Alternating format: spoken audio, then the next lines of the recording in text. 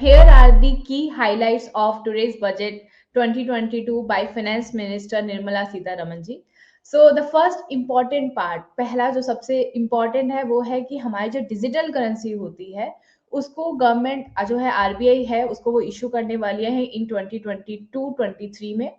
दूसरा important part है कि हमारा जो इनकम होती है from the virtual digital asset यानी कि ऐसे क्रिप्टो करेंसीज वगैरह होते हैं, अगर हमें उससे इनकम मिल रही है तो वो फ्लैट 30% पे टैक्सेबल है. इसमें हमें जो कॉस्ट ऑफ एक्विजिशन होती है उसका रिडक्शन मिल जाएगा, लेकिन इसके अलावा कोई और हमने अगर एक्सपेंसेस करे हैं इसको बेचने में तो उसका हमें यहाँ पे डिडक्शन या बेनिफिट नहीं मिलेगा. तो हमें फ्लैट 30% जो है उस पर टैक्स पे करना होगा, उसमें से कॉस्ट ऑफ एक्विजिशन माइनस करने के बाद. अनदर इम्पॉर्टेंट चीज, जब भी मेरे को ये इनकम मिलती है तो जो सामने वाला पर्सन मुझे इनकम दे रहा है तो इस पे टीडीएस भी लगेगा and TDS is at the rate of 1%, तो 1% का टीडीएस लग जाएगा.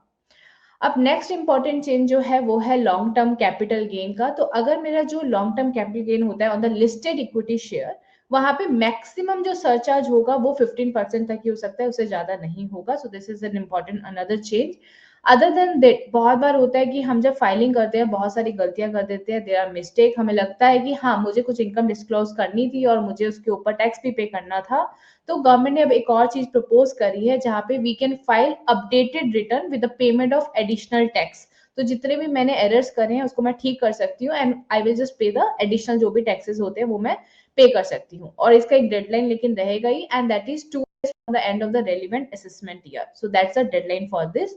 अदर देन दिस एक अनदर इंपॉर्टेंट चेंज है जो हमारे जीएसटी में है. और हमें मालूम है कि जीएसटी जो मैं आईटीसी की बात करती हूँ तो जीएसटी का आईटीसी मैं मैक्सिमम कब तक क्लेम कर सकती हूँ, वो है मेरा सितंबर का ड्यू डेट या फिर annual return whichever is earlier. तो ये हम हमेशा बोलते आए थे.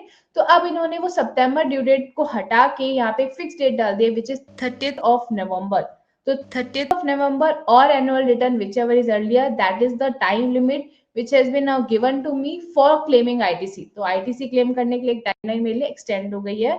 इसी वे में अब हमें ये भी पता है कि बहुत बार हम जीएसटी 1 में गलतियां कर देते हैं या 3B में मैंने लाइबिलिटी सही से नहीं दिखाई है, मुझे वो भी करेक्ट करना होता है. तो उस करेक्शन का भी एक जो टाइमलाइन है अभी तक सेम ही था विच इज अगेन सितंबर का ड्यू डेट या फिर annual return whichever is earlier. तो इसको भी एक्सटेंड करके 30th of November कर दिया गया है या फिर annual return whichever is earlier. So ये एक इंपॉर्टेंट चेंज था जो हमारे जीएसटी में था. और भी बहुत सारे छोटे मोटे जीएसटी में चेंजेस हैं, जैसे कि अगर हम बात करें अभी तक क्या होता था वहां पे 2 वे कम्युनिकेशन के लिए लिखा हुआ था. तो अगर मैं सेक्शन 37 को रेफर करती थी तो वहां कहते थे कि ठीक है मैं सप्लायर मेरे को भेजेगा फिर वो 2 वे मेरे इन्फॉर्मेशन आएगा फिर उसके हिसाब से मैं 2 बनाऊंगी.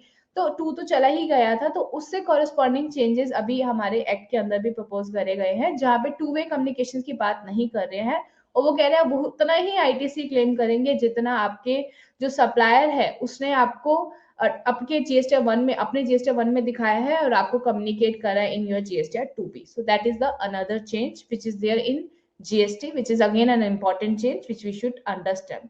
बाकी छुटपुट और चेंजेस थे हमारे इनकम टैक्स के अंदर, जैसे कि अगर मैं कोऑपरेटिव सोसाइटीज की बात करूं तो वहां पे जो एएमटी हमारा होता था वो हमारा 18.5 हुआ करता था, अब वो डिक्रीज होके 15% हो गया है. सिमिलरली अगर मैं सरचार्ज की बात करूं ऑन अ कोऑपरेटिव सोसाइटी तो जिनकी इनकम 1 करोड़ से लेकर 10 करोड़ तक की होती थी तो उसके ऊपर जो सरचार्ज है उन्होंने 7% कर दिया है. So this were the other important change. Other than that, there are lot of changes in respect of the custom duty. कहीं पर exemptions जो है वो हटा दी गई है, कहीं पर exemptions दे दी गई है, कहीं पर taxes increase करे गए हैं और कहीं पर decrease भी हुए हैं. So this were the major highlights of today's budget which was presented by Nirmala Sitharaman ji. Thank you. Thank you. Have a nice day.